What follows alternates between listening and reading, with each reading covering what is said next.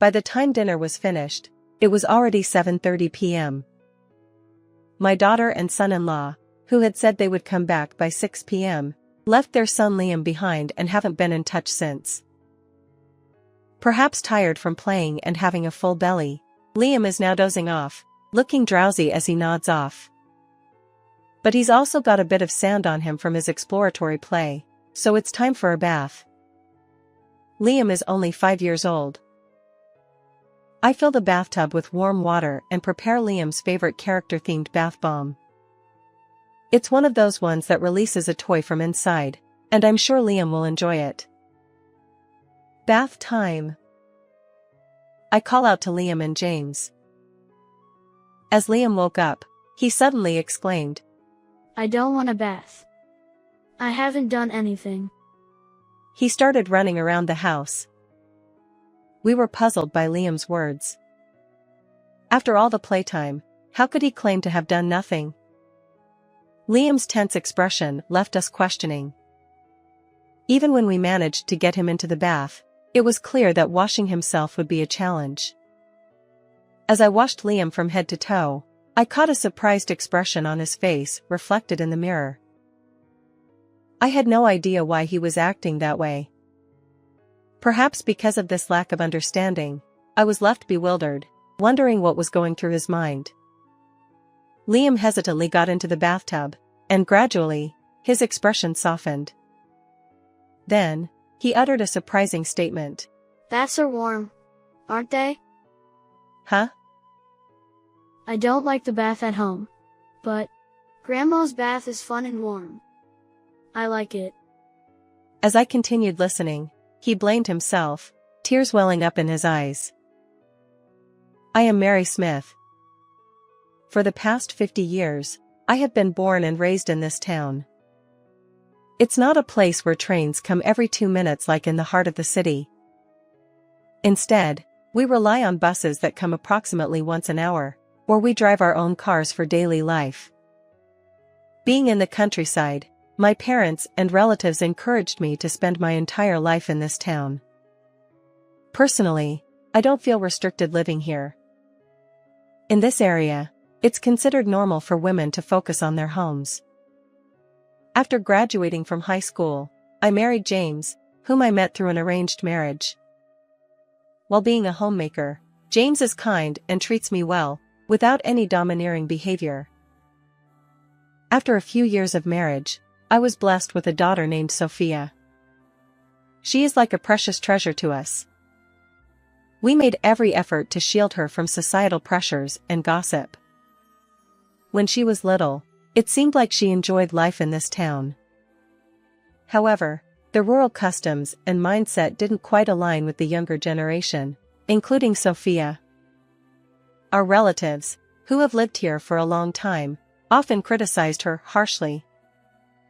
Gradually, Sophia spent less time at home, and a distance grew between us.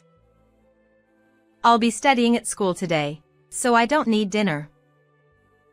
Her desire to leave this countryside must have been what motivated Sophia. Starting from high school, she immersed herself in her studies even before we could say anything. Unlike the city, there aren't many tutoring centers or private tutors available. She diligently attended high school classes and stayed for self-study after school. Even the choir club she wanted to join has now become a thing of the past. It seems she prioritized study time over club activities. Sophia's hard work paid off, and she was accepted into her top-choice urban university. Her life as a solo city dweller began. However, since she had already helped with household chores back home, there were no issues. In fact, while juggling part-time jobs and student loans, she managed to navigate university life without relying on us. Of course, we still sent her financial support, but Sophia insisted she didn't want to burden us. Although she accepted the packages we sent, I didn't know what she did with them. It seemed she didn't touch the money I transferred. After graduating from the School of Education without any delays, Sophia became a middle school teacher. She met Michael Pitt, a colleague at her workplace, and they got married during her second year as a working professional.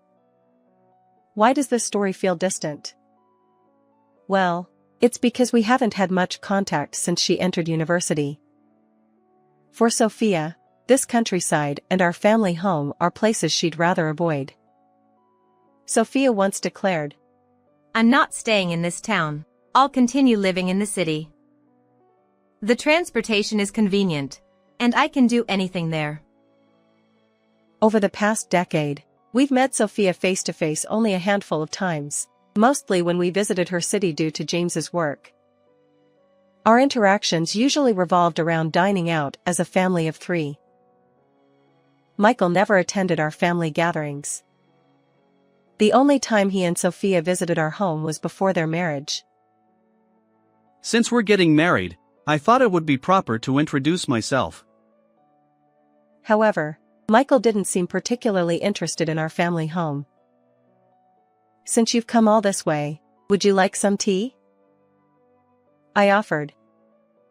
Michael declined, saying, "No, thank you." As for Sophia, she left immediately after the greetings, as if that was the only purpose. "I have work tomorrow, so I'll head back now. You've seen Michael, so you should be satisfied, right?" We never had a formal meeting with Michael's parents, and I've never heard any details about them. Whenever I asked, the answers were vague or non-existent. I don't even know his family structure or where he's from. Take care of yourself. And remember to reach out occasionally. We were feeling the loneliness, but unable to convey it to Sophia. We anticipated being ignored if we expressed our feelings. I didn't want to experience the sadness and emptiness of being ignored. Besides, I've heard that being a teacher involves a heavy workload. Both of them serve as club advisors, often working on weekends. Our home is too far from the city where Sophia and Michael live. Perhaps the difficulty of casually returning home contributes to the growing distance. Unbeknownst to us, Sophia has been changing steadily. Yet somewhere deep down, the desire to start anew as a family still lingers. Internally, I harbored a sense of frustration toward Sophia. About 3 years after their marriage, Sophia and Michael welcomed a son. They named him Liam. He's our first grandchild. When we received the news of his birth, we rushed to the hospital. Our plan was to see his face and leave promptly. After all, right after childbirth, both mental and physical fatigue accumulate. Plus, I understood the desire to enjoy uninterrupted parent-child time. Considering it was winter and infectious diseases were prevalent, we didn't want to risk bringing anything into the hospital. Congratulations on the birth. If you need anything, don't hesitate to rely on us. And occasionally visit our home. Suppressing the longing to spend more time together, we kept our visit brief. However, even when Liam turned 1, Sophia and Michael still didn't visit our family home. Our desire to see Sophia and Liam intensified after the birth of our grandchild. We tried to maintain contact by spacing out our phone calls. We didn't want to be intrusive, but hearing their voices always made us yearn to see them. If coming here is difficult, we'll come to your place. Or perhaps we could all go somewhere else for a visit? Not necessarily home. I'm busy with club advising and test grading. In that case, how about we take care of Liam? We'd love to give you a break, but... Your feelings are enough. I'm too busy to let Liam visit. If you can take him to the zoo or a park for outdoor play, that would be great. Thank you. After that, we started taking care of Liam approximately every 6 months. Sophia would leave Liam with us in the morning at the nearest train station to their home. I have to accompany the club's competition, so I'll leave him here. I'll come to pick him up around the usual time. We would then take Liam to places he wanted to visit, such as the aquarium or amusement park. Sometimes, we'd spend the day just watching trains go by. At parks, Liam would run around freely, but in public places like the aquarium or shopping malls, he'd behave quietly. Sophia and Michael both work as middle school teachers, so they've likely instilled good manners in Liam. We praised Liam a lot and played with him. When we gently stroked his head, he was surprised at first, but gradually, a happy expression appeared on his face. Around 6:00 p.m., Sophia would finish work and come to pick up Liam. As we visited more frequently, Liam started crying when it was time to go home. He seemed to understand that we would part ways as evening approached. I want to play more with Grandma and Grandpa. We'll see you again soon. You have kindergarten tomorrow, so we need to head back. With a tinge of reluctance, we watched Liam's retreating figure. As he grew up, the feeling of not having played enough also arose. I wanted to increase the frequency of play a little more, but Sophia's schedule also played a role. Since he didn't stay at my house, the time we could spend together was short. I have even suggested staying over during long breaks. However, Sophia strongly insisted on all three of them sleeping in the same house at night, and that hasn't been realized. I've heard that boys only seek comfort until they're little. As I have only raised a daughter, there are things I don't understand. Sophia often said she wanted to cherish this very moment. I couldn't disregard her feelings as a mother. We conveyed that we were always welcome whenever and were waiting for her contact. When Liam turned 5 years old, we received an unusual phone call from Sophia. This year, work is more settled, so would it be okay if we spend the Christmas holidays there? We don't mind at all. You're welcome anytime. Sophia returning to our family home marks the first time in approximately 8 years, since the pre-marriage greetings. Perhaps Liam has become less demanding compared to his infancy, which makes Sophia's visit more feasible. Since receiving her call, we've been eagerly anticipating the rare occasion when our whole family would be together. Although I've always had the tradition of preparing roast turkey and Christmas ham, this year, with more people, I'm putting even more effort into it. Given that Sophia enjoys rib roast, I'll make sure to have extra. And of course, I've prepared French fries, Liam's favorite. James, too, had been meticulously cleaning and tidying up the house in anticipation of his first grandchild's stay. As he marked the calendar and counted down the days, I couldn't help but smile. James, though not very talkative, expressed his excitement through his demeanor. It's clear that he was eagerly looking forward to Sophia and her family's visit. Finally, the day arrived. We received a message that Sophia and her family had reached our nearest train station, so we went to pick them up. This area is inconvenient without a car, but it's too far for them to come directly from the city by car. They were making the effort to stay overnight with us, and we wanted to provide the best hospitality possible. Welcome back. Come on in. Thank you for picking us up. With beaming smiles, James and I helped Sophia and her family into the car. We assumed that in the first few days they would be spent relaxing at home. However, our expectations were soon overturned. It's been a while, but nothing has changed around here. Given the aging population and limited prospects for development, I don't expect much change. Is it okay if we head home? We have plans with friends, so please take Liam home. Could you drop us off around here?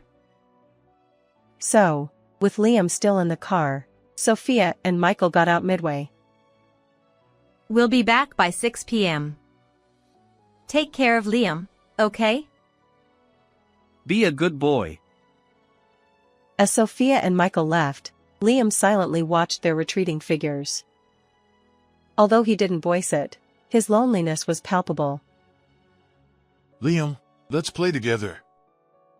Since this is your first time at our house, how about an exploratory play? We've got French fries and pudding too. Seeing Liam's forlorn expression, we felt sorry for him. We wanted to make him happy, so James and I teamed up, doing everything we could.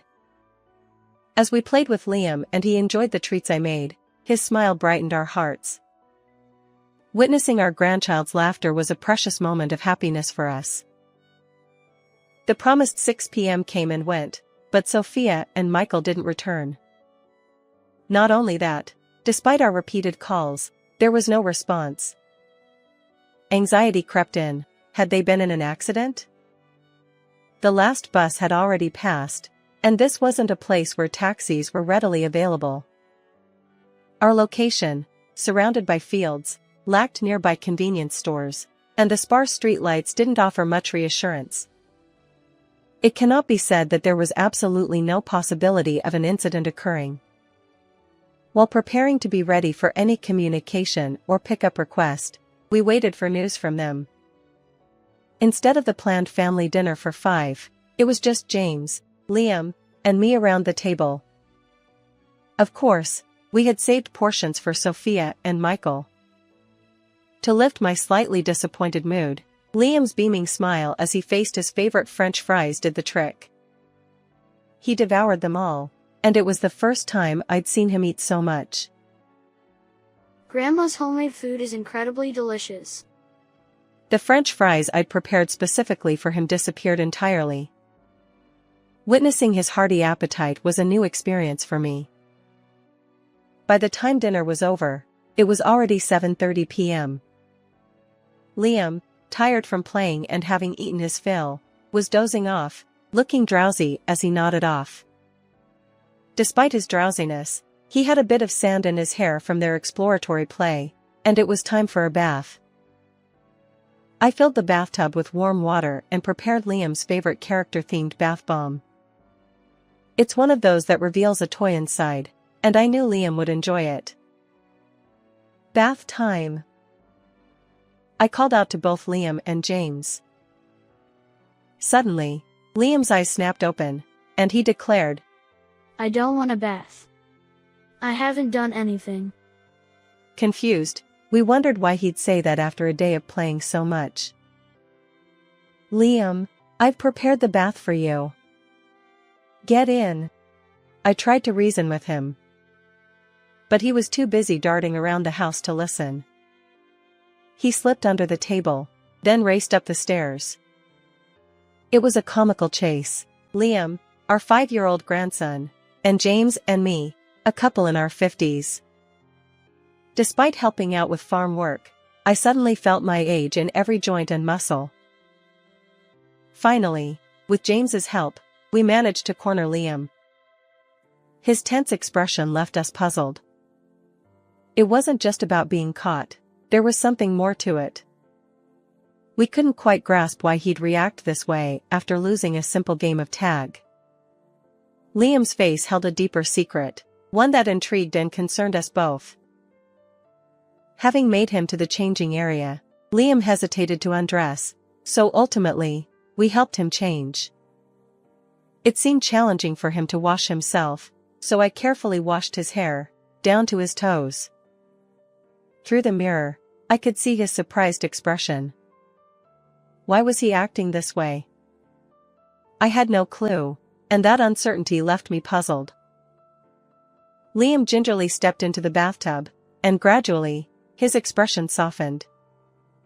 Then, he uttered a surprising statement. Baths are warm, aren't they? Considering his previous behavior, I sensed that something was bothering Liam. Perhaps it was related to his aversion to baths. Unsure of how to approach the topic, Liam began to explain. Well, baths are where I can be splashed with water, right? So why do I need to take off my clothes? No, baths are for cleaning your body and getting warm. Why would anyone splash water on you? Liam hesitated but finally shared. Mom and Dad say I'm a bad kid. They threaten to punish me and always take me to the bath. Despite his parents' words, Liam refrained from blaming them directly. Instead, he blamed himself, nearly on the verge of tears. It was a heartbreaking moment. I don't like the bath at home, but Grandma's bath is fun and warm. Just a while ago, Liam had looked like he was about to cry, but now, as he soaked in the tub, he wore a smile. I hugged him tightly. Surely, he'd faced many hurts we didn't know about, and I wanted to protect this smile forever. Despite his reluctance, we managed to convince Liam to get out of the bath before he got too overheated. As I dried his hair, I realized he probably hadn't been to a barber either. It tugged at my heart. But I also understood that Sophia's work was indeed demanding. With Liam snuggled into the freshly made, soft bed, he fell asleep quickly. I thought I would play and make him enjoyable tomorrow. I resolved to cherish this moment, gazing at Liam's peaceful sleeping face. After confirming that Liam had fallen sound asleep, I confided in James about the bath incident. I see, that's quite concerning. His expression grew serious as he listened to my account. It seems Liam's aversion to baths and the sudden crying before parting were related. I continued. I'd also noticed something in the bathroom. Take a look at this. Liam's body, now peacefully asleep, bore numerous bruises. Some minor bruises were expected for a 5-year-old boy, but the sheer quantity on Liam was abnormal. Each one was hidden beneath his clothes. Bruises on his stomach and back were particularly concerning. Those were places where someone would intentionally inflict harm. While Liam freely played in some areas, he displayed an unchildlike maturity in public. He wasn't the type to pick fights or act out. James clenched his fists, clearly unable to tolerate this situation. Even when dealing with one's own child, there are things that are permissible and things that are not. This is absolutely unacceptable. He immediately called Sophia and Michael, but neither of them answered. I want to protect Liam right away. I wonder where I should turn for help in situations like this. Going to the Child Protect Service might take time. Considering its violence, even if it's against the child, let's contact the police. James bravely made the call to the police. Even if Sophia were my biological daughter, I have no recollection of raising a person who would raise her hand against another, let alone her own child. Please let it be a lie. Such thoughts, which could also be seen as escapism, were floating in my mind. However, looking at Liam's expression in the bath with that bruise, I couldn't help but recognize the harsh reality. Why didn't I notice sooner? I'm furious at my own dullness. Despite it being 10 p.m., the police arrived at our house promptly. Although I had explained the situation to some extent over the phone, I needed to provide specific details on the spot. As I showed the police the photos of Liam's bruises that I had taken, Sophia and Michael returned home. Is this your son? Yes, but what's the matter? Michael's tone grew stronger as he confronted the police officer. We've received a report about multiple bruises on his body. He's a boy, so he plays around and sometimes gets bruises. It's unlikely that bruises would appear in these locations just from normal play. Also, your son mentioned that he was doused with water from the head. Well, the two of them couldn't answer the police officer's questions, and gradually their voices faded. Michael, who had been assertive with the police, was no longer the same. After a brief silence, Sophia began speaking frantically. It's all Liam's fault. Despite being a teacher's child, he's performing poorly. It was just a minor punishment. Blaming everything on Liam. Sophia and Michael started insisting that they had no choice but to do what they did. Their words infuriated me. However, if I lost my temper and confronted Sophia and Michael now, I'd be on the same level as them. Suppressing the urge to raise my voice, I waited for the police officer's next move. Suddenly, James, who was standing next to me, headed somewhere. He returned promptly, carrying a bucket in both hands. In the next moment, he poured the entire bucket of water over Sophia and Michael's heads. Even the police officer and I were taken aback.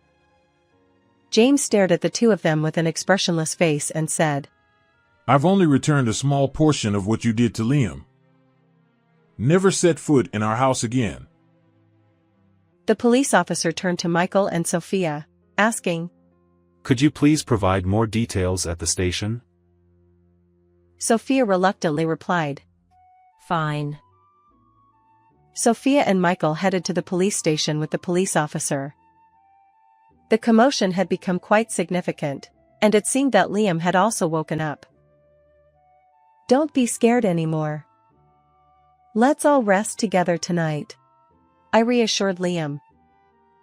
In an attempt to alleviate Liam's fear, James, Liam, and I climbed into bed side by side.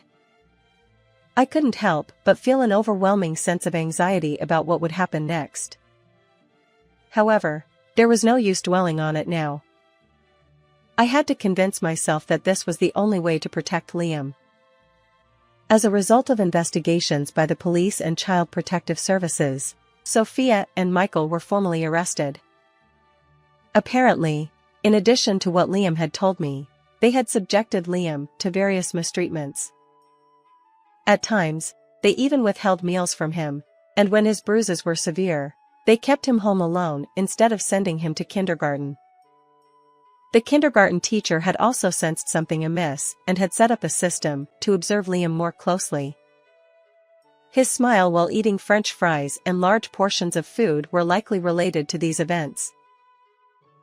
The fact that Sophia and Michael were arrested was reported in a small local newspaper in their area. Since it was a case of naming names, their workplace was quickly identified. Naturally, the news also reached our rural community. For a while, Liam stayed home from kindergarten due to concerns from other parents.